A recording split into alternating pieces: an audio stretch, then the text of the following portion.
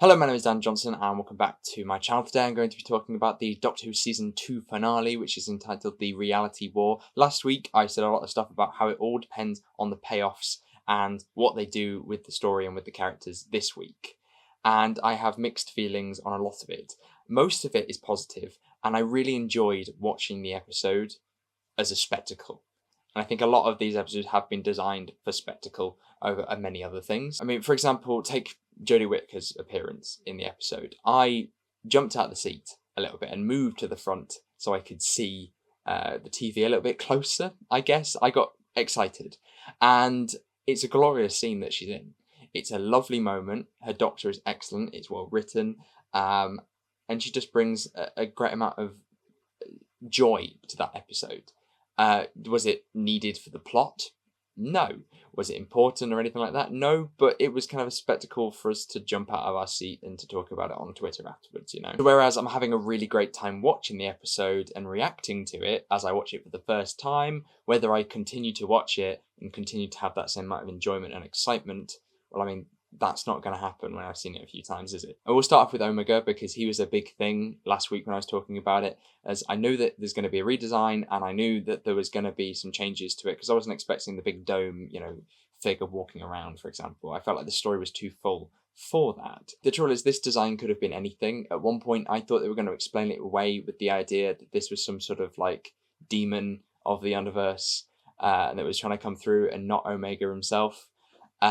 Things like that, and when you have that, it kind of lessens that blow. And now Omega's been brought back, possibly the only time he's going to be brought back, at least for the next decade. There's not really a lot you can do with him as he is, and with that, it feels like a massive shame to have this character in here and to not have him have any personality or have anything that makes him feel like the threat he is. He's just this sort of big CGI monster, and as soon as that claw came over that door, I just went, oh dear, it's a Sutek all over again. I don't really mind the Sutek thing in the same way I don't really mind this, but I think it's actually worse here because Omega has such a cool design and they didn't even incorporate it a tiny bit into what this creature looked like. I think I said in my review last week that I quite liked the idea of him being this sort of vast god, that in the Underverse, like either like Galactus or something like that, I think I said.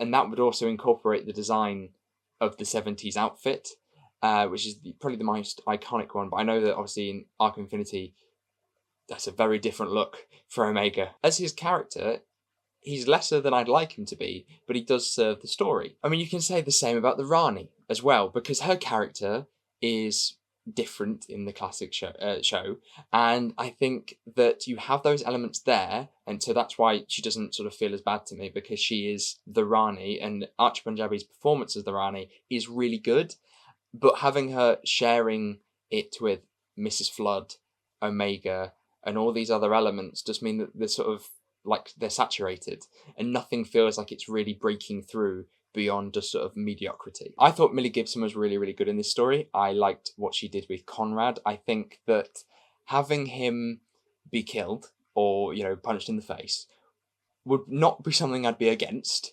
but having it where she's sort of taken pity on him and been the better person for that and said, you are the way that you are because of the way you've been treated.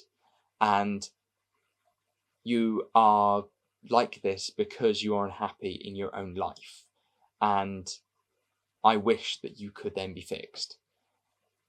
A little bit cliche, but I thought that the sentiment was quite nice there. And having Ruby use that thing that Martha used in Journey's End and Stolen Earth, I thought was a nice little reference for us fans. And I love Unit. I think Unit is excellent.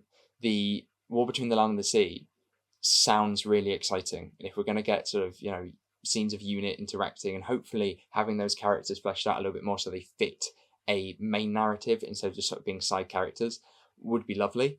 But particularly Kate, who I think definitely has the characterization for that, or could have the characterization for that, as we saw in Lucky Day, and her relationship with Colonel Ibrahim, I think, would be an interesting thing to see brought to life. I do feel like they mishandle Shirley occasionally. Having her with her wheelchair and the speed boost thing that she did I just thought was a little bit ridiculous. And I think that poor Mel doesn't get a lot to do in this story. She has one scene, and poor Bonnie Langford, her acting there was not very good. It was very dramatic, and it was a lot higher pitched in terms of like tone to everyone else in the scene, and everything she was saying was this cliche sort of over dramatic line, which I did not like and actually found incredibly funny while I was watching the story. It really took me out of that moment. Another addition that I quite liked was the Time Hotel, and having that incorporated into the finale was a nice touch that just kind of brings things full circle to the start of the series, or Christmas last year.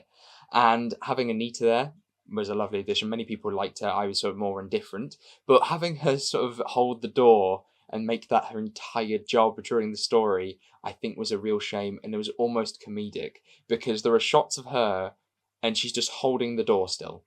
Do we want to put something maybe in front of that, like a desk or something, just to keep the door open? Because we don't need to use it.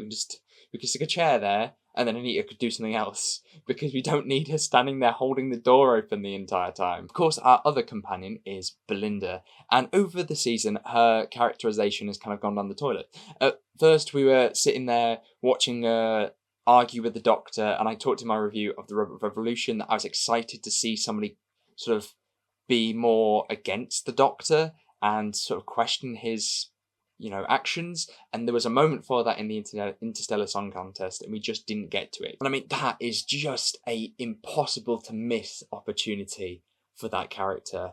And as the series has gone on, we've sort of ended up further and further down this narrative of actually Belinda's not really got a lot to her. She's a nice character and she's played very well, but I just don't feel a lot with her. And then she kind of gets sidelined during this story and put in a box. And her story with Poppy, I think, works as a story, and functions quite nicely as a nice moment of sentiment. But I don't think it really fits who Belinda was when we first met her. I understand that characters change, and that maybe this was not the road that she thought she'd have. To have her just become a single mum and kind of ditch the whole thing of I need to get to work in the next morning kind of thing, I thought was a bit weak, and I just was not massively on board with that for Belinda. And I think the idea of Poppy anyway is quite strange, because to me anyway, even when the Doctor scanned her and said that she was human, I still felt like there was the element of doubt, and the way that the Doctor was talking suggested that he also thought that there was doubt to that. And to have her essentially raise Poppy, does that bring into question about the Doctor's granddaughter Susan and stuff like that? And it's one of those things where it's like, will we ever actually get that explanation? Will it actually come, or is it just something for us fans to sort of infer and to presume is the case without it actually being treated as a proper story? I think if this story had its original ending, which I presume was that everyone was safe and sound, and then maybe they teased Susan at the end, I think that was something that I read on Twitter earlier today. If that was the case, then I think I would have been quite happy with the episode. I would have had a few issues with Omega and Belinda's characterization, but other than that, I think I would have been really happy with the finale that we got. But if I'm going to be honest, Ncuti leaving has really pained me today. I didn't get to see it yesterday, and I had all my phone apps off, so I couldn't see anything. I had no communication on Twitter or anything like that, so I knew nothing. And I'm glad I did that, and I didn't have things spoiled for the watching experience, which was great. But watching the story and having Ncuti leaving in front of my eyes, not knowing whether it was true or not, really did pain me, because I feel like there's such potential there. There's so much he could have done, and as his Doctor has got better throughout this season, particularly, and his character has so much energy to it, and I don't feel like he's finished there. I mean, if you take Jodie, for example, she had her 3 series, everything felt wrapped up. So it felt like she was there. Obviously there's the thing with the Fugitive Doctor, but things felt, by the end of Flux, like they had an ending. And with Ncuti, we have Rogue, we have Susan, we have the thing about the boss, which feel like they were intended to be Ncuti stuff, and they weren't. And I think that's where a lot of that pain comes from. And I understand, of course, that he would have done a 3rd series, he intended to, but because of behind the scenes details that I won't get into, I think that he then ended up stepping away. But the fact that this wasn't intended to be a regeneration story, the beats of it really hit for me. The idea that he was sacrificing himself to save one life because he is the Doctor and that is what the Doctor has to do. He's failed if he can't save everyone. And I think that's a beautiful sentiment for his Doctor, and having him go out in an act of sacrifice is a really good moment for him. There has been so many moments this season where he's felt like the Doctor, and there's nothing more like that than when he saves everyone. I suppose in previous Doctors, we've known that they were leaving for quite a while. When we sat down to watch The Power of the Doctor, we knew this was her final story. Twice Upon a Time, we knew it was Peter Capaldi's last one. With this one, there was that element of uncertainty, which made the watching really enjoyable, but there was actually an element of pain of, oh no, this is true, this is happening, this is the end. But a beautiful final scene, a beautiful performance, absolutely incredible, that moment. I sort of wish they had an open-ended regeneration, though. I am a fan of Billie Piper, and I think as a Doctor she would be good. But I think that we're revisiting the past too much, and I don't think that that is a hot take to have. I think that so many people are having that, and I'm trying to put that in a way that sounds slightly more original. But I think that having her back is a misstep. Having her back, especially when we've just done the same with David Tennant, and there's even a joke in this story about the idea that David Tennant keeps coming back, and having that be in the same episode as Ncuti's regeneration into Billie Piper, which is something I never thought I would be saying, felt like such a shame. Because if we just had Ncuti's final moments as Ncuti's final moments, then that would have been great. We would have had the open-ended regeneration. If they wanted to take it up in a year's time or whatever, maybe planned, because there's the element of Billie Piper not being called the 16th Doctor in the credits and stuff like that. Wherever that goes, I think that having an open-ended regeneration, if you're unsure about the show's future, would have been a lot better than this. But I am kind of leaning towards the idea of we're going to get some sort of press release in the next couple of days of something to do with it, whether it's recommissioning, whether it's some sort of plan, and saying that I doubt this is going to happen, but for example, that Billie Piper is going to come and do a Christmas special or something like that. But she won't be the Doctor, she will be Bad Wolf, or, something like that. And having essentially the same stones be tread again is something that I don't want to do, but I think that that's the road that we seem to have gone down. And I think that's a real shame, because I was going through a lot of emotions during this episode. I mean, I have a photo. In fact, I have 2 photos that my girlfriend took of me. Just sort of slightly pained and confused at the end of the episode. But this is the first time in a couple of years that I've really felt turmoil on where Doctor Who was going. For the last 2 years, I felt this sort of certainty of what we were getting and where we were going. And that we were doing this element of the gods. And now that the gods have finished, which I'm quite happy about, because I feel like, they've exhausted that avenue, I want to do something original, and I want to do something new and exciting, and I want to bring in new monsters and old monsters, and I just kind of want fun adventures away from the god stuff. And to bring back Billie Piper feels like a bit of a kick in the teeth. So I am a little bit on the fence at the minute. I have tried to balance out what I thought with positives and negatives during this review to try and not sway one way or another, because there's a lot of stuff I really enjoyed and a lot of stuff that I didn't. Well, I think the positives outweigh the negatives here, but I think when I rewatch it and I take a look at this as being the 15th Doctor's final story and ending his era and ending the era of the last, 2 years, if I see it like that, I think I will appreciate it a lot more. But I think at the minute, I have that little bit of pain about Ncuti leaving, because I think it really does serve the end of the gods well.